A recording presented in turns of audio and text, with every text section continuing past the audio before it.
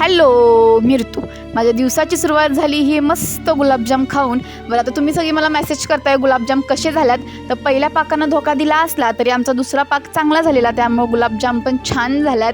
आणि तुम्हाला माहिती आहे आज गौरी येणार आहे, त्यामुळे घरात सगळी एवढी गडबड चालू होती आणि माझी आई पण कामात होती, त्यामुळे जेवणाचं कॉन्ट्रॅक्ट आज मी घेतलेलं. मस्त जेवण केलं आणि जरा वेळ बसलेली तर ही आमच्या शेजारची लहान मुलगी आली आणि तिच्या हातावर मेहंदी काढायची होती.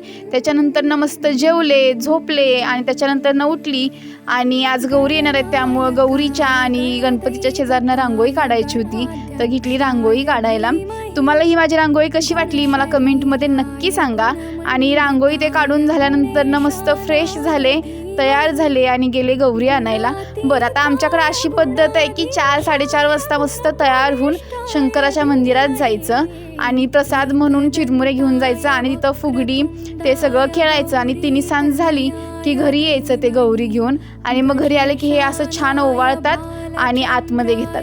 तुमच्याकडे कशी पद्धत आहे ते पण मला कमेंटमध्ये नक्की सांगा. Thank you, bye.